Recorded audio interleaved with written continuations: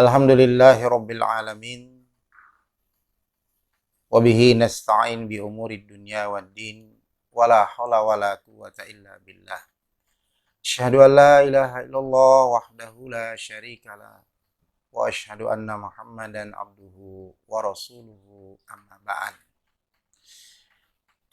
Ikhwatul iman, sahabat-sahabat, kawan-kawan dan para jamaah sekalian yang saya hormati. Alhamdulillah, kita bersyukur kepada Allah Subhanahu wa taala. Pada hari ini kita sudah memasuki tanggal 1 Ramadan 1441 Hijriah. Bersyukur kepada Allah Subhanahu wa taala kita masih diberikan umur panjang untuk bisa berpuasa di bulan suci Ramadan kali ini. Mudah-mudahan kita diberi kekuatan dan kemampuan oleh Allah Subhanahu wa taala untuk menyempurnakan ibadah saum atau ibadah puasa kita pada tahun ini sampai akhir, meskipun kita dalam kondisi sedang mewabahnya COVID-19. Ikhwatul iman rahimakumullah, sahabat-sahabat, kawan-kawan dan jamaah sekalian, kita akan lanjutkan pembahasan kita tentang menggapai berkah Ramadan. Pembahasan kita kemarin sore sudah kita bahas berkah Ramadan yang pertama, yakni Allah Subhanahu wa taala akan mengangkat orang-orang yang beriman yang melakukan ibadah saum itu untuk menjadi orang yang muttaqun. Maka pada sore hari ini kita akan lanjutkan yang berikutnya, yakni bahwa orang-orang yang melakukan ibadah saum ini juga akan diberikan oleh Allah Subhanahu wa taala sesuatu yang terbaik, yakni Allah Subhanahu wa taala akan menjadikan orang tersebut menjadi yang disebut muhibbul khair, orang yang suka atau mencintai perbuatan baik. Di dalam Al-Quran di surah Al-Baqarah ayat 184, Allah Subhanahu wa taala menyebutkan, A'udzu billahi minasyaitonir rajim. Faman tatawwa'a khairan fahuwa khairul lah wa antasumu khairul lakum in kuntum ta'lamun. Barang siapa yang dengan kerelaan hati mengerjakan kebajikan, maka itulah yang lebih baik baginya. Dan barang siapa yang berpuasa adalah lebih baik bagimu jika kamu mengetahui hal tersebut. Ikhwatul iman rahimakumullah, terkait dengan makna ayat ini secara tafsir ahkam, insya Allah nanti kita akan bahas pada pembahasan berikutnya. Yang kita bahas pada sore hari ini adalah hikmah daripada ayat ini, di mana Allah Subhanahu wa taala menyebutkan dalam ayat ini bahwa wa antasumu khairul lakum, bahwa puasa yang kamu lakukan itu khairul lakum, akan menimbulkan khair, akan menimbulkan al khair kepadamu, menjadikan baik bagimu. Tentu saja para ikhwatul iman, kawan-kawan, sahabat dan jamaah sekalian, tidak semua orang bisa melakukan suatu kebaikan. Tidak semua orang bisa berbuat baik, apalagi menjadi orang yang mencintai perbuatan baik, menyukai perbuatan baik. Tidak semudah itu. Maka hikmah dari ayat ini, Allah Subhanahu wa taala akan membuat dan memberikan sesuatu hikmah kepada orang-orang yang melakukan ibadah saum atau ibadah puasa di bulan Ramadan ini, yaitu menjadi orang-orang yang suka berbuat baik. Yang tentu saja bahwa sikap tersebut akan diraih manakala kita melakukan ibadah di bulan Ramadan ini dengan benar menurut syariat. Baik melakukan saumnya maupun ibadah-ibadah lain yang disyariatkan oleh Allah di dalam bulan Ramadan ini, seperti Qiyamul Ramadan atau yang biasa kita sebut dengan istilah tarawih, yang tentu pada bulan ini, tahun ini lebih banyak dilakukan di rumah karena sedang adanya menimpa kita atau musibah yang menimpa kita. Tentu saja walaupun itu dilakukan di rumah, tentu diharapkan tidak mengurangi kekhusyuan dan ketaqarruban kita kepada Allah Subhanahu wa taala. Hadirin rahimakumullah. Maka di dalam ayat lain di surah Al-Maidah ayat 48, Allah Subhanahu wa taala mengatakan, "Walau sya'allahu la ja'alakum ummatan wahidatan walakin liyabluwakum fima atakum fastabiqul khairat ilallahi marji'ukum jami'a fayunabbi'ukum bima kuntum takhtalifun." Walau sya'allah, sekiranya Allah menghendaki, la ja'alakum ummatan wahidah, niscaya kamu dijadikannya satu umat saja. Lakin liyabluwakum fima atakum, tetapi Allah hendak menguji kamu terhadap pemberiannya kepadamu. Fastabiqul khairat, maka berlomba-lombalah berbuat kebajikan. Ilallahi marji'ukum, hanya kepada Allah lah kamu kembali semuanya. Fayunabbi'ukum bima kuntum fihi takhtalifun, lalu diberitahukannya kepadamu apa yang telah kamu perselisihkan itu. Hadirin rahimakumullah, dalam ayat ini Allah Subhanahu wa taala menegaskan bahwa Allah Subhanahu wa taala sengaja membuat manusia ini berbeda-beda, bersuku-suku, berbangsa-bangsa. Bukan hanya berbeda suku dan bangsa, bahkan berbeda pendapat pun juga terjadi. Terjadi silang pendapat, perbedaan pendapat di antara sesama manusia. Bahkan sesama muslim, sesama mukmin pun juga hal tersebut bisa terjadi. Hal ini sengaja dibuat oleh Allah sebagai batu ujian buat kita. Apa yang diberikan oleh Allah itu, perbedaan-perbedaan yang diberikan oleh Allah Subhanahu wa taala tersebut adalah sebagai ujian untuk membuat kita, tempat kita untuk berbuat baik. Tempat kita berbuat yang terbaik dari Allah Subhanahu wa taala. Sehingga apa yang terjadi, perbedaan yang ada di kita, hendaklah itu diramu menjadi suatu kebaikan, bukan kemudian diramu menjadi suatu keburukan yang membuat perpecahan di tengah-tengah umat. Nah, karena itu waktu liman rahimakumullah, dalam hal ini Allah Subhanahu wa taala menyikapi hal yang ada di perbedaan yang ada di tengah-tengah kita, maka Allah ingatkan kepada kita, fastabiqul khairat.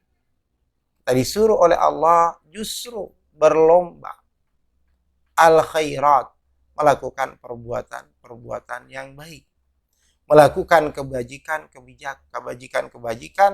yang bermanfaat. Nah, tentu dalam hal ini Allah Subhanahu wa taala, sebagaimana yang sudah kita pahami bersama, bahwa kebajikan itu banyak sekali.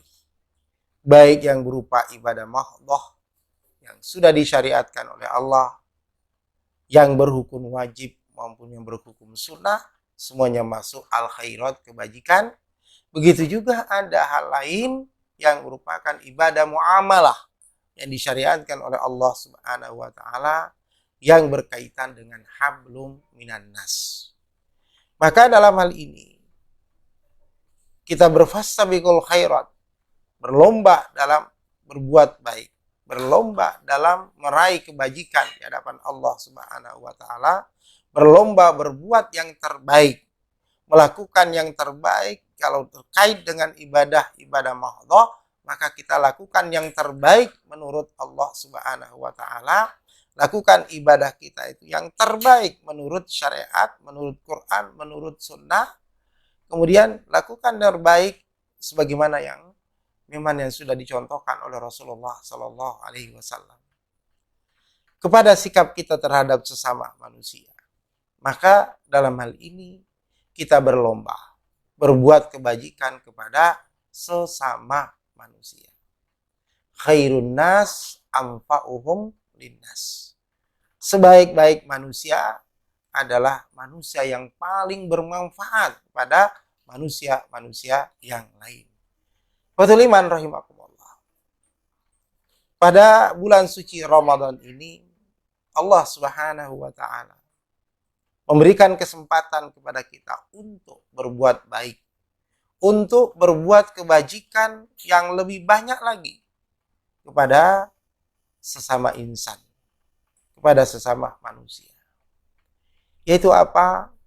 Dengan adanya wabah virus corona yang mewabah ini, ada aturan-aturan yang sudah disampaikan oleh pemerintah terkait dengan kaitannya dengan medis, menjaga diri kita masing-masing, melockdown diri kita masing-masing. Dengan kita menjaga diri kita sesuai dengan aturan yang sudah ditetapkan, maka itu artinya kita berbuat baik. Kita ikut berbuat baik, bermanfaat kepada orang lain. Terutama bagi saudara-saudaraku yang ditakdirkan oleh Allah Subhanahu wa taala terpapar dengan virus ini, maupun yang masih dalam bentuk yang disebut dengan ODP dan lain bentuknya, maka gunakan ini sebagai kesempatan untuk berbuat baik kepada sesama manusia dengan menjaga diri baik-baik, dengan mengkarantina diri, tidak berjalan ke sana kemari. Ini adalah kesempatan. Dan kita tinggal di rumah saja, ini sudah kita melakukan fastabiqul khairat. Sudah melakukan perbuatan baik, sudah melakukan intifa, bermanfaatan, melakukan manfaat kepada orang lain. Kita mengambil hikmahnya di sini bahwa Allah berkehendak lain. Di bulan suci Ramadan ini Allah memberikan kesempatan kepada kita untuk melakukan fastabiqul khairat, bermanfaat, berbuat baik lebih jauh lagi kepada sesama manusia, kepada sesama muslim, kepada sesama mukmin. Allah memberikan kesempatan dengan apa? Dengan menjaga diri kita. Keluar dengan pakai masker, ya, sesuai dengan petunjuk medis yang sudah diterapkan. Semuanya itu adalah rangka menjaga diri. Menjaga diri kita juga menjaga orang lain. Ini adalah bagian daripada berbuat baik kepada sesama. Karena itu ikhwatul iman rahimakumullah, dalam hal ini mari kita menumbuhkan dalam diri kita bahwa semuanya itu adalah dalam rangka Allah akan menuntut kita untuk menjadi orang yang baik. Maka di ayat yang lain di surah Ali Imran ayat 114, Allah juga menyebutkan di antara ciri orang-orang yang beriman itu Allah sebutkan yu'minuna billahi wal yawmil akhir wa ya'muruna bil ma'ruf wa yanhauna 'anil munkari wa yusari'una fil khairati wa ulaika minas salihin. Dalam ayat ini Allah Subhanahu wa taala sebutkan di antara ciri orang as-salihin, orang-orang soleh, adalah mereka yang imannya kepada Allah dan hari akhirat benar-benar sungguh-sungguh. Kembali lagi dasarnya adalah tetap iman. Karena itu iman adalah merupakan al-khairat yang tertinggi, perbuatan baik yang paling mulia, yang paling tinggi kedudukannya. Di samping itu adalah ya'muruna bil ma'ruf, mengajak orang berbuat baik. Nah, mengajak orang kepada suatu yang ma'ruf. Ma'ruf indadin wa ma'ruf indanas. Dalam hal yang berkaitan dengan ibadah mahdhah, kita mengajak orang lain untuk melakukan ibadah dengan benar, dengan baik, menurut syariat, itu masuk amar ma'ruf. Kita mengajak orang lain untuk berbuat sesama, berbuat baik kepada sesama, ini juga adalah bagian daripada amar ma'ruf. Kita saling mengingatkan kepada saudara-saudara kita dalam kondisi seperti ini. Mari kita sama-sama berlomba berbuat baik kepada sesama dengan menahan diri kita dan mengikuti petunjuk-petunjuk medis yang ada. Wa yanhauna 'anil munkar, juga mencegah orang daripada perbuatan-perbuatan mungkar, perbuatan-perbuatan buruk. Baik itu mungkar menurut syariat maupun nanti itu mungkar secara menurut manusia yang membahayakan manusia, orang-orang lain, maka kita mencegah orang untuk melakukan itu. Nah, wa yusari'una fil khairat. Mereka yusari'un, bersegera melakukan perbuatan-perbuatan yang baik, kebajikan. Maka mereka yang melakukan ini disebut oleh Allah ulaika minas salihin, termasuk golongan orang-orang yang soleh, termasuk golongan orang-orang yang baik. Nah, tentu sahabat-sahabat sekalian, teman-teman, dan para jamaah sekalian ikhwatul iman, tentu kita semua ingin menjadi orang-orang yang soleh, ingin menjadi orang-orang yang baik, ingin menjadi orang-orang yang dikategorikan oleh Allah, yang bagian daripada doa para anbiya agar kita menjadi golongan yang soleh. Maka untuk menjadi golongan yang soleh ini, maka adalah di antara jalannya adalah kita menjadi orang yang muhibbul khair, yang suka dan cinta kepada perbuatan baik. Begitu juga di dalam ayat lain, Allah Subhanahu wa taala menyebutkan di antara orang-orang yang perbuatan baik, Allah sebutkan di dalam surah Al-Mu'minun, surah ke-23 ayat 6, ayat 57 sampai dengan 61. Innal ladzina hum min khasyati rabbihim musyfiqun walladzina hum biayati rabbihim yu'minun walladzina hum bi rabbihim la yusyrikun walladzina yu'tuna ma atau wa qulubuhum wajilatun annahum ila rabbihim raji'un ulaika yusari'una fil khairat wa hum laha sabiqun. Sungguhnya orang-orang yang berhati-hati karena takut akan azab Tuhan mereka, dan orang-orang yang beriman dengan ayat-ayat Tuhan mereka, dan orang-orang yang tidak mempersekutukan Allah Subhanahu wa taala dengan sesuatu apapun, dan orang-orang yang memberikan apa yang telah mereka berikan dengan hati yang takut, yakni karena mereka tahu bahwa sesungguhnya mereka akan kembali kepada Allah, kepada Tuhan mereka. Mereka itu bersegera untuk mendapatkan kebaikan-kebaikan. Dan merekalah orang-orang yang segera yang akan memperolehnya.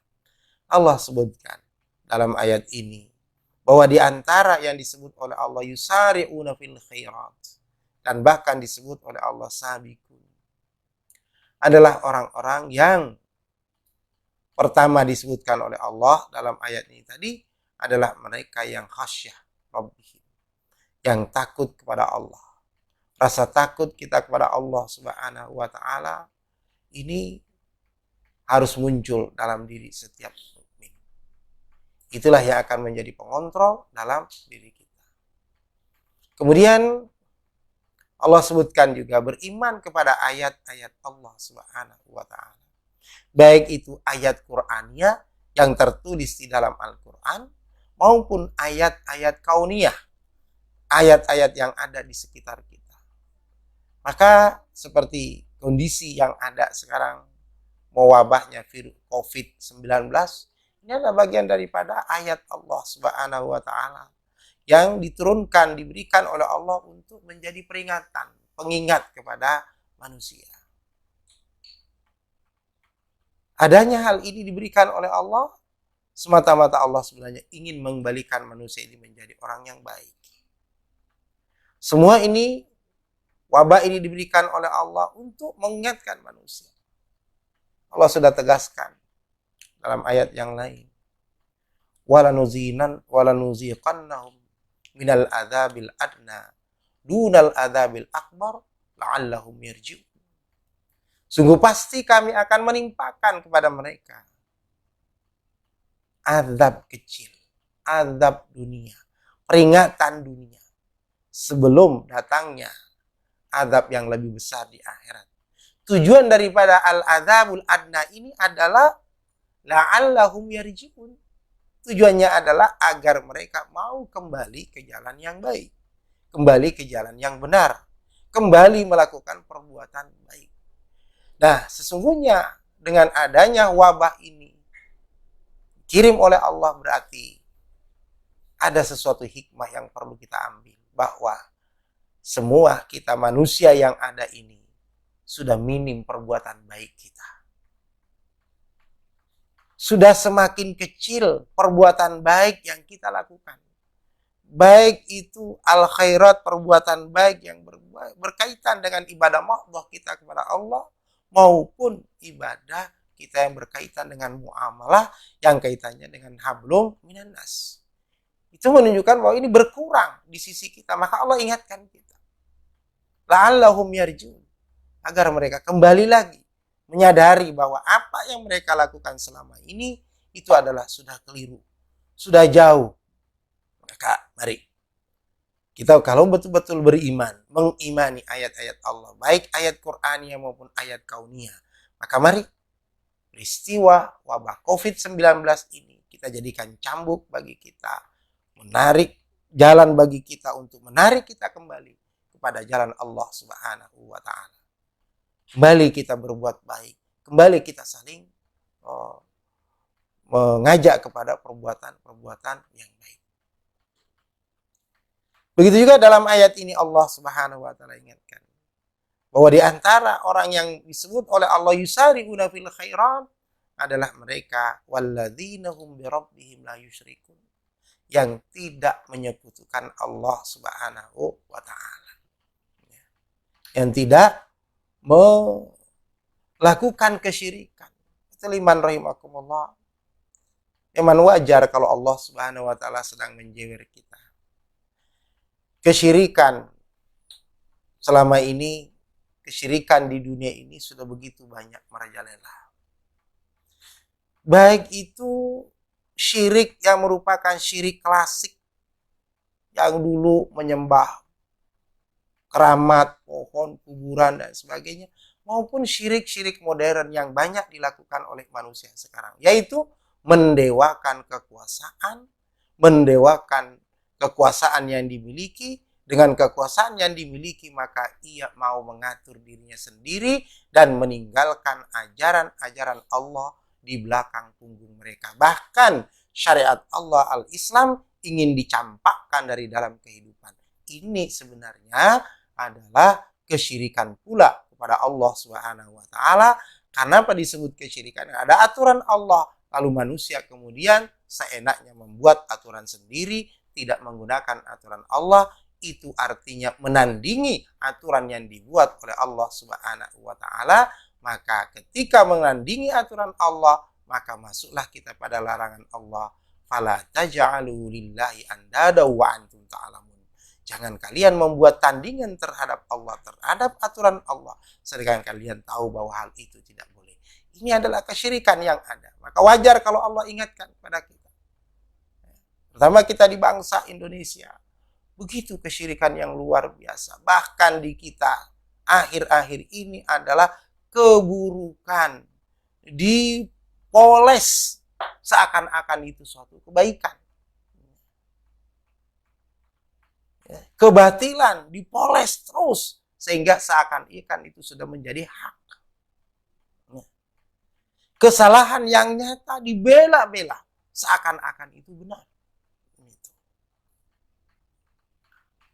Bahkan hanya karena kesalahan seseorang dalam berbicara menyebabkan kemudian sesuatu yang baku, kamus bahasa Indonesia harus dirubah hanya untuk membenarkan kesalahan seseorang. Ini adalah hal yang aneh. Berarti kita sudah terlalu jauh. Itu adalah dalam rangka ini adalah benih-benih kesyirikan yang ada di kita. Mendewakan seseorang. Ini berbahaya. Nah, maka Allah Subhanahu wa taala menyebut orang yang bagian cepat di dalam melakukan perbuatan baik adalah orang yang menjauhi perbuatan-perbuatan seperti itu. Kemudian Allah melanjutkan dalam ayat itu, walladzina yu'tuna ma atau wa qulubuhum wajilatun annahum ila rabbihim raji'un. Juga orang-orang yang memberikan nikmat yang telah Allah berikan kepadanya dengan hati penuh rasa takut kepada Allah Subhanahu wa taala.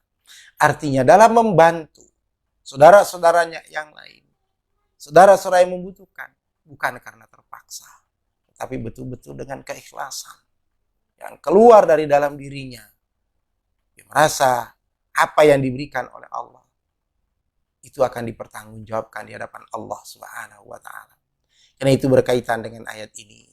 Pada saudara-saudara sekalian, watul iman, sahabat-sahabat, kawan-kawan yang memiliki kemampuan, kelebihan nikmat yang diberikan oleh Allah Subhanahu wa taala, maka gunakanlah bersedekah banyak dalam kondisi seperti ini. Gunakan nikmat harta yang diberikan oleh Allah itu sebagai sarana ibadah kepada Allah sebaik-baiknya. Banyak sekarang orang yang membutuhkan. Dalam bersedekah, jangan melihat siapa dan siapa. Siapapun yang membutuhkan, itu harus disedekahi. Sekarang banyak orang yang butuh sedekah dalam kondisi seperti ini.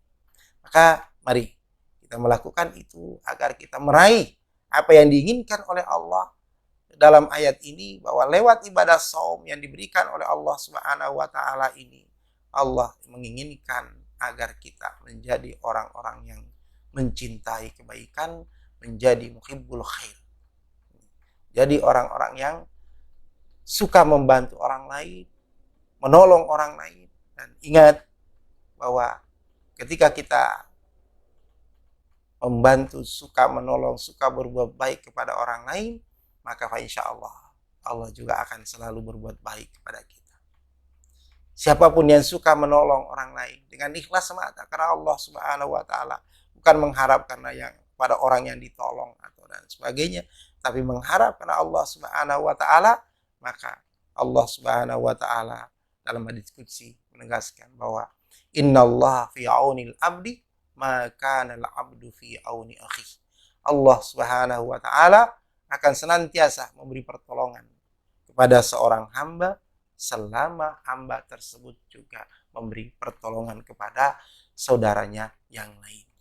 Maka watul iman, sahabat-sahabat sekalian dan para jamaah sekalian, mari kesempatan baik yang diberikan oleh Allah di bulan suci Ramadan ini, mari kita gunakan untuk berbuat baik sebaik-baiknya. Kesempatan yang kita gunakan berbuat baik, tingkatkan ibadah kita kepada Allah dan tingkatkan muamalah kita kepada sesama, sehingga pada akhirnya nanti Allah Subhanahu wa taala mengangkat kita kepada derajat manusia yang atau orang mukmin yang muhibbul khair, yang cinta kepada kebaikan, yang cinta kepada kebenaran, sehingga yang ada pada diri kita adalah hanya niat untuk selalu berbuat baik, selalu berbuat yang terbaik kepada orang lain, tidak berpikir untuk apa yang saya dapatkan dari orang itu tersebut. Ya. Tapi yang ingin kita lakukan hanyalah memberikan yang terbaik kepada orang lain. Mudah-mudahan Allah Subhanahu wa taala membimbing kita dan mengantarkan kepada kita dengan ibadah-ibadah yang kita lakukan di bulan Ramadan ini. Selanjutnya Allah mengangkat kita menjadi orang yang muhibbul khair, yang cinta kepada kebaikan. Semoga Allah senantiasa membimbing kita dan membawa kita kepada derajat tersebut, sehingga kita masuk dalam golongan orang yang soleh. Dan itu yang kita semua mendambakan. Iwatul iman rahimakumullah, kawan-kawan, sahabat dan jamaah sekalian, inilah yang bisa kita sampaikan pada sore hari ini. Berkah Ramadan yang kedua adalah Allah akan menjadikan pada kita menjadi orang yang muhibbul khair, insya Allah. Demikian berkah Ramadan berikutnya akan kita kaji pada waktu yang sama, insya Allah esok hari pada waktu dan kesempatan yang sama. Demikian kurang lebihnya, mohon maaf. Semoga Allah memberikan kekuatan kepada kita untuk menunaikan ibadah puasa hari ini sampai kemudian akhirnya nanti kita sukses meraih berkah-berkah Ramadan. Selamat berpuasa dan semoga semua menjadi ibadah yang ikhlas semata karena Allah. Demikian liman rahimakumullah, hadanallahu wa ijma'in. Alhamdulillahirabbil alamin. Assalamualaikum warahmatullahi wabarakatuh.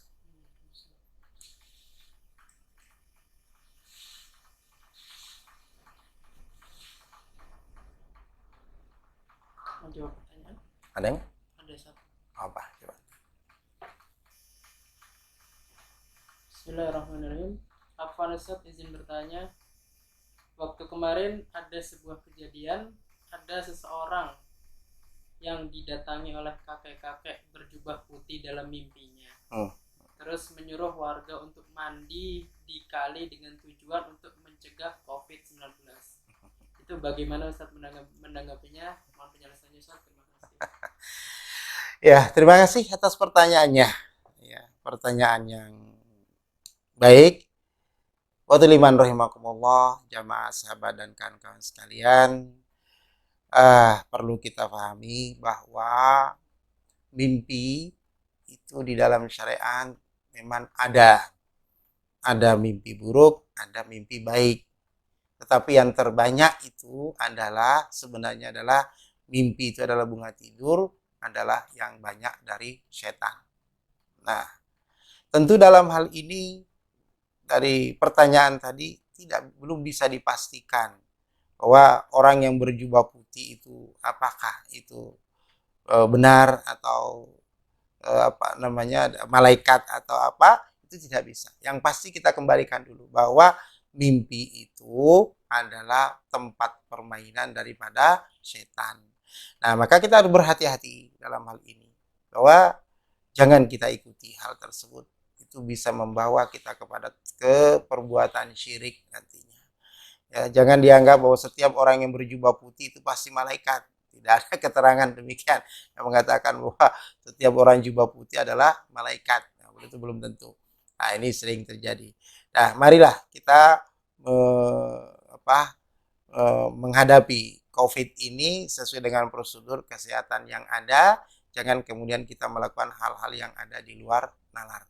Jangan sampai kemudian nanti kita terjerumus kepada sebuah perbuatan yang kita anggap itu benar, sehingga dengan itu Allah mengistidraj kita.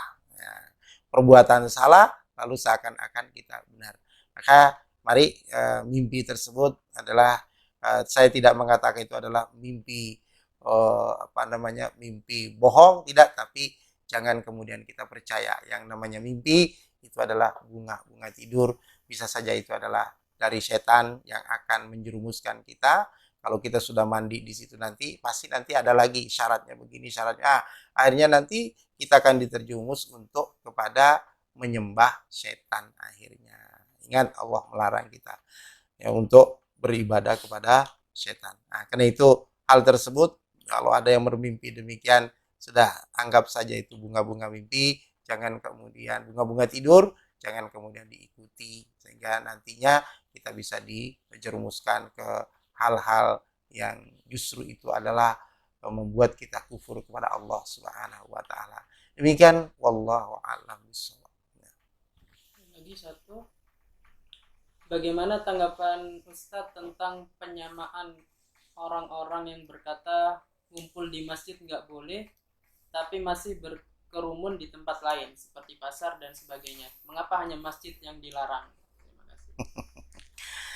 Ya, baik, terima kasih. Ya, memang terkadang itu muncul pertanyaan, kenapa hanya berkumpul di masjid yang dilarang, sementara di pasar tidak dilarang? Sebenarnya dengan anjuran yang ada, bukan hanya masjid yang dilarang, semuanya yang dilarang itu berkumpulnya dimanapun itu dilarang berkumpul. Tapi dalam hal ini mari kita menjadi orang yang taat. Ya. Jangan kemudian kita Oh, di sana berkumpul, kenapa di masjid tidak berkumpul? Itu namanya kita menyamakan sesuatu yang tidak benar. Ya. Kita tidak boleh bermain-main dalam hal ini. Ya. Bahaya COVID-19 ini sudah nyata di depan mata kita. Ya. Kita jangan bermain. Walaupun tetap kita harus bertawakal bahwa tidak berkumpul di masjid. Dalam terutama di daerah-daerah yang sudah memang dinyatakan wilayah merah, itu adalah bagian daripada tawakal kita kepada Allah. Jangan kemudian kita protes meniru orang yang tidak punya tawakal kepada Allah Subhanahu wa taala. Orang dalam kondisi yang sudah wilayah merah lalu masih tetap saja berkumpul, berada di ini. Kita jangan melihat itu. Ya. Itu adalah orang yang tidak melakukan tawakal kepada Allah Subhanahu wa taala. Para ulama, para masyayikh sudah memberikan fatwa yang luar biasa seluruhnya, mengajarkan kepada kita. Jadi jangan kita membanding-bandingkan seperti itu. Jadi jangan kemudian perbuatan orang yang berilmu dibandingkan dengan perbuatan orang yang tanpa ilmu. Orang yang berada di pasar, orang yang berkumpul di pasar, di mana-mana, itu adalah orang yang tidak berilmu. Tapi orang yang datang ke masjid itu adalah orang-orang yang berilmu. Maka orang yang berilmu tentu tidak akan sama orang yang tidak berilmu. Ya. Hal yastawil ladzina ya'lamuna wal ladzina la ya'lamun? Itu pertanyaan Al-Qur'an. Apakah sama orang yang berilmu dengan orang yang tidak berilmu? Ya, tentu jawabannya tidak akan sama. Nah, maka jangan kita mengkiaskan atau membandingkan antara sesuatu yang tidak ada kesamaannya. Nah, terutama di wilayah-wilayah yang memang sudah dinyatakan sebagai wilayah merah, maka sebaiknya kita mengikuti aturan yang ada dalam rangka tadi berfastabiqul khairat. Ya. Itu adalah bagian dari fastabiqul khairat yang kita lakukan. Bukan kemudian kita mengatakan masjid Allah itu adalah suci, betul. Masjidnya suci, tapi kita yang ke situ siapa tahu. Karena ini tidak kelihatan. Kalau virusnya kelihatan, bisa nampak, itu bisa kita. Tapi ini kan kita tidak bisa melihat. Maka dalam hal ini, karena kita tidak bisa melihat, maka dalam hal ini, yang kita lakukan adalah dar'ul mafasid muqaddamun ala jalbil masalih. Maka kita dahulukan, menolak, mencegah, berusaha mencegah munculnya mafsadah, kerusakan yang lebih, ya, karena sakit dan apalagi menimbulkan kematian itu adalah termasuk fasad, ya, itu lebih didahulukan daripada mengambil maslahah. Itu. Salat jamaah tidak hanya bisa dilakukan di masjid, di rumah juga bisa dilakukan. Kalau memang sudah kondisinya, bahkan juga demikian, salat Jumat pun juga demikian. Dalam kondisi tertentu di wilayah merah dan memang masjid harus ditutup karena untuk memutus jalur ini, maka laksanakan salat Jumat itu di rumah masing-masing dengan berjamaah. Itu. Jadi itu jangan kita membandingkan, sekali lagi jangan membandingkan antara tempat berilmu dengan tempat yang tidak ada ilmu, antara orang yang berilmu dengan orang yang tidak berilmu. Demikian, wallahu a'lam bishawab. Gitu. Terakhir, lebih tepatnya sekitar jam berapa sholat qiyamul Ramadan dilaksanakan? Iya. Kalau berbicara dengan waktu qiyamul Ramadan, maka qiyamul Ramadan itu waktu pelaksanaannya adalah sesudah sholat isya. Nah, itu. Jadi waktunya mengikuti sholat isya. Nah, kalau kita melakukan sholat isya di awal waktu, maka berarti sesudah sholat isya sudah masuk waktu menunaikan qiyamul Ramadan. Nah, kalau sholat isyanya itu diundur sampai tengah malam, berarti waktunya juga adalah sesudah itu. Nah, itu yang disebut waktu. Jadi rentang waktunya. Adapun kalau kita berbicara tentang kapan waktu terbaik. Nah, itu ya. Waktu terbaik, waktu afdhaliyah. Maka qiyamul Ramadan itu adalah masuk dari bagian yang disebut tahajud malam hari. Nah, maka dalam hal ini tentu waktu yang terbaik adalah yang paling afdhal adalah menunaikannya di sepertiga malam. Nah, karena itu yang waktu yang lebih dekat yang disebutkan dalam hadis-hadis Nabi SAW, di mana pada waktu-waktu itu bahwa Allah Subhanahu wa taala turun dari arasy ke samai dunia sambil mengadahkan tangannya mengajak kepada hambanya ya, mengatakan ya ibadi ud'uni astajib lakum astaghfiruni astaghfir lakum. Kalian berdoalah sekarang, aku akan kabulkan. Kalian minta ampun sekarang, aku akan kabulkan pula. Maka itu. Jadi kalau berbicara tentang kapan waktu adalah tergantung kapan kita sudah selesai sholat isya. Itu. Nah, waktu itulah terbentang waktunya sampai dengan menjelang sahur. Itu.